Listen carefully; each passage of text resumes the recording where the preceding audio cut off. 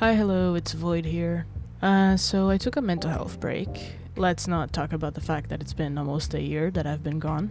It was a very much needed mental health break because I was getting way over my head and stuff was happening behind the scenes, so I needed to just step back, put my head back together, and see where I stand, you know? But now I'm back, so that's what matters. So let's talk about this drawing. This drawing is about my first ever character on a D&D campaign. I never played D&D before, however my spouse plays D&D and I've always been curious about it. I was finally able to find a very nice group to have my first D&D campaign with, and so far so good. As of me recording this right now, we haven't had our first game yet. Our first game is gonna be tomorrow, April 5th. I'm recording this on April 4th. I don't know when this is gonna be posted, but there you go.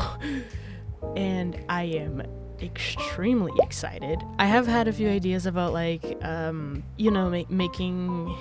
funny videos about the campaign and everything because I am very excited. I really like my character and I just want to see where his story leads, where it ends, how it's gonna go. I'm just extremely excited and I really want my first experience with D&D to be good, which so far it has been very nice. The GM is a great guy. Everyone in the campaign is really nice. We have a lot of fun together. We've had countless times where we have VC'd together, played games. It's very nice that we're not just players on a D&D campaign. Like, this actually feels like we're just a group of friends playing D&D together and doing other stuff together, which it's very nice to, have that kind of relationship with a group of people. So I can't talk much about my character because we're all keeping our backstories hidden from all of the other players, so I can't talk about his backstory here because this video is going to be seen by everyone else in the campaign, so I can't talk about it even though I really want to.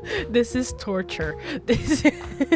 But what I can say is that I am playing a satyr that is a druid as well. I love druids. I think druids are one of my favorite classes on D&D. The fact that I am a prepared caster, as in every long rest I can choose a new set of spells to use until the next long rest, that is I have a feeling that that's gonna come and bite me in the ass afterwards because I'm not good at choosing things. I'm indecisive. So what other things I can talk about? Oh yeah, my character's name is Tyros. That is Tyros.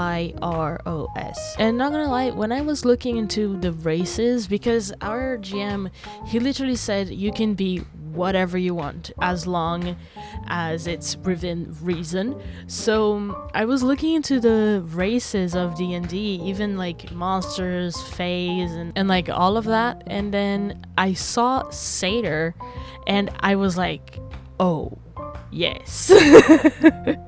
I saw satyr and I went, that one. And playing a druid was actually on impulse because I don't know why, really. I really don't. I just thought about it and I went, yeah, sure, why the fuck not? For roleplay purposes, I have a familiar. I think this would be a homebrew thing because it's not something that is in the D&D rulebook from what I have seen. I'm talking about what kind of familiar I have. Not that the concept of having a familiar, it's not in the D&D rulebook. It might be, might not be, I don't know, I haven't read it. Anyways, my familiar is a fae called Owlhair because it's a small creature with the head and body of a rabbit, small owl wings, antlers, and tail of a deer. So I have given the GM my little concept, my little idea, and he said, okay, this is a little broken, I'll fix it up and I'll have it ready for the first session. And I told him, listen dude, I know it's a little bit broken. I haven't never played D&D for real before. Only played Baldur's Gate, and that's not even a real thing on D&D. There's a lot of things that are wrong when it comes to the whole rule and stuff. And he was like, yeah, that's cool. I'll just fix it up for you right before we have our session, so don't worry about it. And I went, cool. I created a broken rabbit. That's amazing. A few things I can talk about my character's backstory. Tyros came from a small, tight-knit village of satyrs inside of the Elven Woods. I think majority of the people in the campaign know, because Tyros said it in the first few role-playing sessions that we had that were like preparing for the big one, you know what I mean? What other thing that I can say? Yeah, Tyros has been in isolation for the past 10 years of his life, and he finally decided to come back to society, and essentially the first time that he comes back to society, he ends up getting involved with some people, like a group of mercenaries, which is this group of people. And he is sent on a journey to find artifacts, and we cannot touch those artifacts, otherwise it's gonna be bad juju.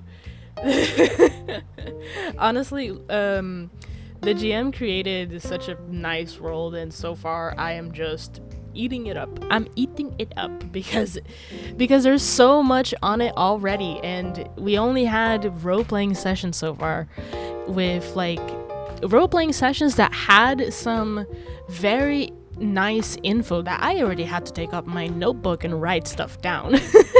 There was like a lot already. We haven't even started with the actual game yet, so I'm just like, Logan, what you cooking?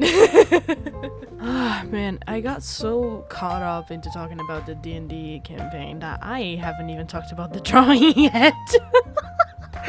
And we're what, 6 minutes into it? Jesus. So what I can tell about this drawing is that the concept that I wanted with it was Tyros coming out of the woods. Yes, he was in the woods when he was in isolation. Coming out of the woods, and just he's going to the tavern where he picked up the job and everything. So he's just like appreciating the view because he hasn't seen anything outside from his own like place for a long time. So he's just appreciating the view, appreciating the nature. So that was the entire concept behind this. So I don't know if you draw, please let me know if you feel like that as well. But sometimes I hate when people see me draw the sketch. Even if I'm recording it, like, I don't feel comfortable. I don't know why, but for me, the sketch just feels personal. Like, you're planning out the drawing, you're trying to see where this drawing is going to take you and all of that. Like this drawing, I only started recording when I was certain that I was going to start the outline.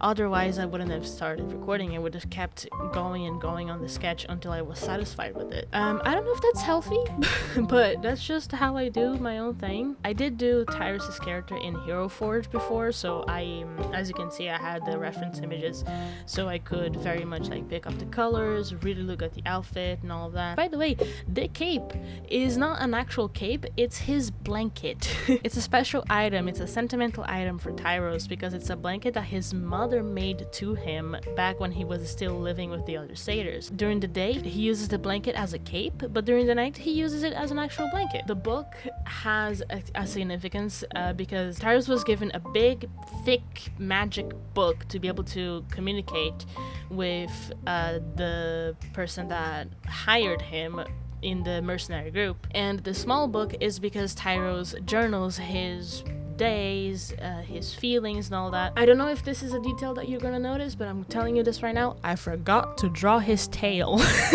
And this was a little detail that I noticed it days or even weeks after finishing this drawing, and I was like, oh, his tail missing. Well, shit. It's a shame that in this drawing I couldn't draw Tyrus's goat legs a lot more. Like, I wanted to draw the hoofs, but that's gonna be for another time. This ain't gonna be the last time I draw him. Let me tell you that. You're gonna see by the end of this, I changed the color of the jewels. Instead of all of them being blue, I put them all in different shades because here's the thing about Tyros. Tyros has been alone for so long that he doesn't understand much about society. He has some very expensive jewels that he found and he carved and polished and all of that himself just to make them into piercings and into accessories. He knows the values of the gems only spiritually. He doesn't know the value of the gems money-wise, and that's just something I talked about it with the DM, and he was like, yep, we can put that in, that's awesome. So that's a little fact about Tyros. The motherfucker is walking around with a lot of money on him, but he doesn't fucking know. Well, I ain't got no more time today, so I'm gonna love ya, I'm gonna leave ya, and I'll see you guys next time. Bye-bye now.